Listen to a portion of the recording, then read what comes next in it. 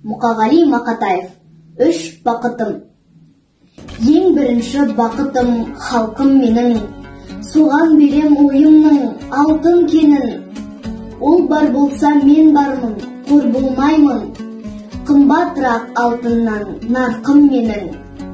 Ал екінші бақытым тілім менің, тас жүректі тіліммен тілім дедім.